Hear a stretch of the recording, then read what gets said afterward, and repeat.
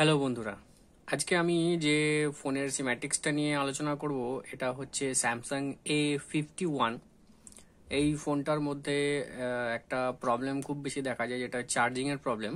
তো আজকে এই ফোনটারই চার্জিং ডায়াগ্রাম সম্পর্কে একটু আলোচনা করব। চার্জিং ডায়াগ্রামে কি কি জিনিস থাকে, মানে কোন কোন কম্পোনেন্টগুলো ইউজ করা হয়েছে, তো সেগুলো দেখব। এবং যে সমস্ত রেজিস্টারগুলো এখানে ইউজ করা হয়েছে সেই রেজিস্টারগুলোর ভ্যালু সম্পর্কেও জানবো। তো এখন আমরা স্ক্রিনে যে দুটো বোর্ড দেখতে পাচ্ছি, এটা এই স্যামসাং A51-এর বোর্ডের দু সাইডটা বলতে পারি। এটা হচ্ছে যেটা আমরা ফোনটাকে খোলার সঙ্গে সঙ্গে এই সাইডটা আমরা দেখতে পাই, এবং বোর্ডটাকে উল্টো করলে আমরা এই সাইডটা দেখতে পাই। তো এখানে এটা হচ্ছে এর পাওয়ার আইসি, এইটা এর বিকিউ আইসি বা যেটা আমরা ডিসি টু ডিসি কনভার্টার আইসি বলি, এটা সিপিইউ প্লাস র্যাম, আর এটা হচ্ছে ইএমএমসি। তো এখানটায় আমরা চার্জিং লাইনটা নিয়ে প্রথমে আলোচনা করি। তো এই যে কানেক্টরটা আমরা দেখতে পাচ্ছি, এটাই হচ্ছে এর কানেক্টর, যেটার সঙ্গে ডিসপ্লে এবং চার্জিং কানেক্টর, মানে এক কথায় মেইন বোর্ডের সঙ্গে সাববোর্ডের কানেকশন করানোর জন্য এই কানেক্টরটা ইউজ করা হয়। তো এই কানেক্টরটাকে একটু জুম করি। এই কানেক্টরের দু সাইডে যে মেটালিক পয়েন্ট রয়েছে, এদিকে একটু মেটালিক পয়েন্ট রয়েছে, এদিকে একটু মেটালিক পয়েন্ট রয়েছে। তো এই যে দুটো মেটালিক পয়েন্ট রয়েছে, এই পয়েন্টগুলোর মাধ্যমে আমাদের চার্জিং এর কানেকশনটা সার্কিট বোর্ডে আসে, সাববোর্ড থেকে মেইন বোর্ডের মধ্যে আসে। তো এই পয়েন্টটা হচ্ছে পজিটিভ পয়েন্ট, যেটাকে আমরা ভিভাস পয়েন্ট বলি, আর এই পয়েন্টটা হচ্ছে আমাদের নেগেটিভ পয়েন্ট, যেটা আমরা গ্রাউন্ড বলি। তো এখান থেকে এই ভিভাস পয়েন্টটা বা ভিভাস লাইনটা এখান থেকে ঢুকে সোজা চলে আসছে এই একটা ক্যাপাসিটরের মধ্যে, তারপর একটা ডায়োড, তারপর একটা ওভিপি আইসি। ওভিপি আইসি যেটা আমরা ওভার ভোল্টেজ প্রোটেকশনের জন্য ইউজ করা থাকে। তো এখানটায় যখন আমাদের চার্জ হয় না বা চার্জিং এর প্রবলেম আসে, তো সবার প্রথম যে জিনিসটা আমাদের চেক করতে হয় সেটা হচ্ছে চার্জার লাগানো অবস্থায় এখানে এই ভিভাস পয়েন্টে আমরা 5 ভোল্ট পাচ্ছি কিনা। তো এখানটায় 5 ভোল্ট, এবার কানেক্টর লাগানো অবস্থায় বা ফ্লেক্স লাগানো অবস্থায় অনেক সময় আমরা চেক যদি করতে না পারি, তো সোজাসুজি আমরা এই ক্যাপাসিটরের এই মাথাটায় মানে এখানে আমরা চেক করলে পারো আমরা এই ভোল্টেজটা পেতে পারি। তো এবার এখানটায় আমরা চেক করছি। এবার কোনো কারণবশত দেখা গেল যে ফ্লেক্স খোলা অবস্থায় ফ্লেক্সের মাথায় ভোল্টেজ আছে, কিন্তু লাগানোর পর এখানে আর কোনো ভোল্টেজ আসছে না। তো সেক্ষেত্রে আমাদের এই লাইনটা শর্টেজ থাকতে পারে। এবার সেই শর্টেজ থাকলে পারে আমরা কোন কোন জায়গায় চেক করব, এখানে এই ক্যাপাসিটরটা শর্টেজ থাকতে পারে, এখানে এই ডায়োডটা শর্টেজ থাকতে পারে, এবং এই ওভিপি আইসিটা শর্টেজ থাকতে পারে। এই তিন জায়গা থেকে প্রবলেম আসতে পারে যদি কখনো আমাদের এখানটায় ভোল্টেজ না আসে, মানে আমার ইনপুট লাইনে ভোল্টেজ, মানে চার্জার লাগানো অবস্থায় আমরা ইউএসবি তে ভোল্টেজ পাচ্ছি, কিন্তু কোনো কারণবশত যদি ইনপুট মানে এই মেইন বোর্ডে যখন ফ্লেক্স কানেক্ট করছি তারপরে যদি ভোল্টেজ না পাই ভিভাসে, তো সেই ক্ষেত্রে এই তিনটে জায়গা আমাদের চেক করা উচিত বা চেক করতে হবে। এখানে ক্যাপাসিটার প্রবলেম থাকলে আমরা ক্যাপাসিটারকে রিমুভ করতে পারি, এখানে এই ডায়োডটা প্রবলেম থাকলে আমরা ডায়োডটাকে রিমুভ করতে পারি, ওভিপি আইসিটা যদি প্রবলেম থাকে ওভিপি আইসি তুলে আমরা বাইপাস করতে পারি। এবার ওই ওভিপি আইসিটাকে বাইপাস করবো কি করে? ওভিপি আইসি বাইপাস করার জন্য এই ক্যাপাসিটরের এই মাথা থেকে আমাদের এখানে একটা ক্যাপাসিটর আছে, এই ক্যাপাসিটরের মাথায় একটা জাম্পার টানতে হয়। যদি জাম্পারটা টানি তাহলে আমাদের ওভিপি আইসিটা বাইপাস হয়ে যাবে। আচ্ছা, নেক্সট এখান থেকে লাইনটা যাচ্ছে কোথায়? এখান থেকে লাইনটা যাচ্ছে এখানে একটা ক্যাপাসিটর হয়ে সোজা এই যে বিকিউ আইসি আছে সেই বিকিউ আইসির পাশে, এখান থেকে সোজা চলে আসি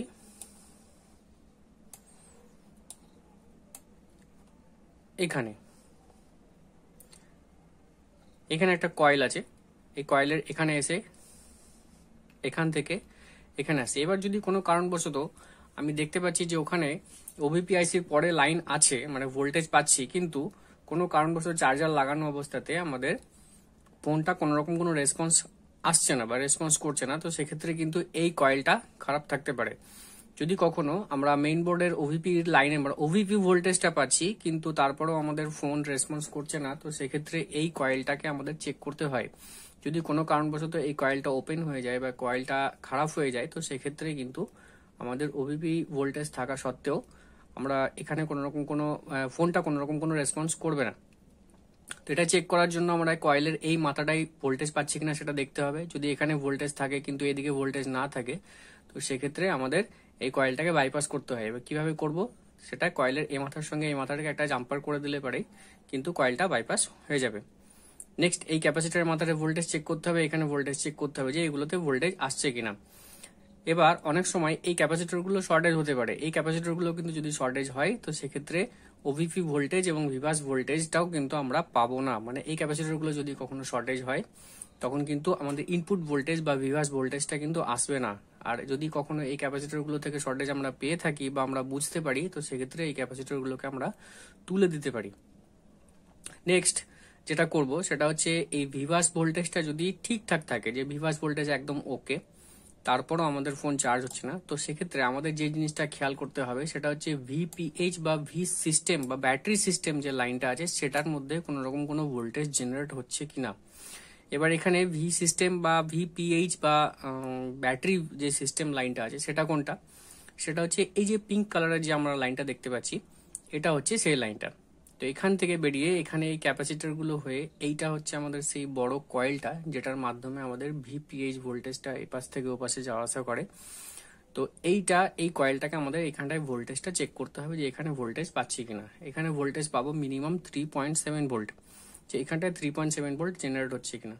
তো এই ভোল্টেজটা যদি আমরা পাই, একটা কয়েলের এক মাথায় ভোল্টেজ পাচ্ছি বা এক মাথায় পাচ্ছি না, বা চার্জার লাগানো অবস্থায়, ব্যাটারি খোলা অবস্থায় এখানটায় কোনো রকম কোনো ভোল্টেজ জেনারেট হচ্ছে না, মানে চার্জার লাগানো অবস্থায় এখানটায় প্রায় 5 ভোল্টের কাছাকাছি ভোল্টেজ থাকে, এবং যদি ব্যাটারি লাগানো অবস্থায় থাকে তাহলে এখানে প্রায় মিনিমাম 3.7 ভোল্টেজটা থাকে। তো যদি দেখলাম যে চার্জার লাগানো অবস্থায় এখানে কোনো রকম কোনো ভোল্টেজ জেনারেট হচ্ছে না, কিন্তু ব্যাটারি লাগানো অবস্থায় ভোল্টেজ জেনারেট হচ্ছে, তাহলে কিন্তু আমাদের চার্জিং এর প্রবলেম আসবে। তো এই জিনিসটা চেক করতে হবে। এরপর দেখলাম যে এখানটায় ভোল্টেজ জেনারেট হচ্ছে, মানে চার্জার লাগানো অবস্থায় ভোল্টেজ আছে এবং ব্যাটারি লাগানো অবস্থাতে ভোল্টেজ আছে, তাহলে এবার আমাদের যেটা চেক করতে হবে সেটা হচ্ছে এই আউটপুট লাইনটা, মানে ভি ব্যাটার লাইনটা। এটা কোথা থেকে কোথায় যাচ্ছে, এটা এখান থেকে যাচ্ছে এই ক্যাপাসিটরের মাথায়, এখান থেকে গিয়ে সোজা চলে যাচ্ছে এরপরে ব্যাটারি কানেক্টরের কাছে। এই যে এই লাইনটা এখান থেকে এসে চলে আসছে এখানটায়, দুটো ক্যাপাসিটর হয়ে সোজা চলে আসছে ব্যাটারি কানেক্টরের পজিটিভে। তো এটা ছিল চার্জিং এর লাইন, স্যামসাং A50 চার্জিং এর কানেকশন। নেক্সট আমরা যেটা দেখব সেটা হচ্ছে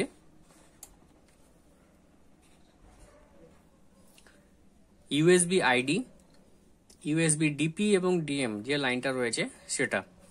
তো ইউএসবি আইডির যে লাইনটা সেটা হচ্ছে এখানকার এই পয়েন্টের সঙ্গে থাকে। এটা কত নম্বর পিন, এটা যদি আমরা এদিক থেকে কাউন্ট করি তাহলে 1 2 3 4 5 6 7 8 9 10 11 12 13 14 15 নম্বর। এই 15 নম্বর পিনটায় এটাই হচ্ছে আমাদের ইউএসবি আইডি কানেকশন।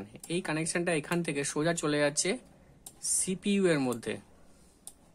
এই হলুদ লাইনটাকে যদি আমরা ফলো করি, এখান থেকে আসছে সোজা কিন্তু সিপিইউর এই বলটাতে। এটা কিন্তু মাঝখানে কোনো কম্পোনেন্ট নেই। যদি কখনো এই লাইনটা নষ্ট হয়ে যায় বা কিছু হয় সেক্ষেত্রে কিন্তু আমাদের সরাসরি সিপিইউ থেকে প্রবলেম আসবে, মাঝখানে যেহেতু কোনো কম্পোনেন্ট নেই। নেক্সট আমরা ইউএসবি ডিপি এবং ইউএসবি ডিএম যে লাইনটা আছে সেটা হচ্ছে এই দুটো লাইনের সঙ্গে থাকছে বা এই দুটো পিনের সঙ্গে। এটা আমি এদিক থেকে যদি কাউন্ট করি তো 1 2 3 4 5, 4 নম্বর এবং 5 নম্বর পিনের সঙ্গে এই দুটো কানেকশন থাকছে। তো এটা সোজা কোথায় চলে যাচ্ছে, এটা সোজা যাচ্ছে হচ্ছে বিকিউআইসি তে। আমরা যদি ওপরের এই অরেঞ্জ কালারের যে দুটো লাইন আছে সেই দুটো লাইনকে যদি আমরা খেয়াল করি, সোজা এটা চলে আসছে এখান থেকে দুটো রেজিস্টার, এই যে দুখানা রেজিস্টার হয়ে দুটো ডায়োড হয়ে তারপর সোজাসুজি এই লাইনটা চলে আসছে বিকিউআইসি তে। এখানে যে দুটো রেজিস্টার ব্যবহার করা হয়েছে এই দুটো রেজিস্টারের ভ্যালু হচ্ছে 2.2 কিলো ওহমস এর, মানে এই রেজিস্টারটাও আমাদের 2.2 কিলো ওহমস এর, এটাও আমাদের কিন্তু 2.2 কিলো ওহমস এর। তো এই দুটো রেজিস্টারের ভ্যালু হচ্ছে এটা। এবার এই দুটো রেজিস্টার যদি কখনো খারাপ হয়ে যায় সেক্ষেত্রে কিন্তু আমাদের এই রেজিস্টারগুলোকে চেঞ্জ করতে হবে, এগুলোকে কিন্তু জাম্পার করলে কাজ করবে না। আর যদি কখনো এই লাইন দুটো শর্ট হয়ে যায় তো সেক্ষেত্রে এখানে দুটো ডায়োড আছে, এই দুটো ডায়োড থেকে প্রবলেম আসতে পারে এবং এই ডায়োড দুটোকে আমরা কি করতে পারি, চেঞ্জ করে দিতে, হয় আমাদের চেঞ্জ করতে হবে বা আমাদের বোর্ড থেকে রিমুভ করে দিতে হবে। আর কিন্তু রেজিস্টার যদি কখনো ওপেন হয়ে যায় বা খারাপ হয়ে যায় সেক্ষেত্রে কিন্তু রেজিস্টারগুলোকে আমাদের চেঞ্জ করতে হবে। এটাকে কিন্তু জাম্পার করলে পরে কাজ হয়। জাম্পার করলে হয়তো আমাদের মনে হতে পারে যে লাইনটা চলে আসছে, কাজ করে যাবে, কিন্তু কাজ কিন্তু করবে না। আমাদের কি করতে হবে, এটাকে চেঞ্জ করতে হবে, যেহেতু এটা 2.2 কিলো হোমসের রেজিস্টার। তো এটাই ছিল স্যামসাং A50 যে মোবাইলটা রয়েছে, এটার চার্জিং এর কানেকশন বা ইউএসবির কমপ্লিট কানেকশন। তো ভিডিওটা কমপ্লিটলি দেখবে তোমরা।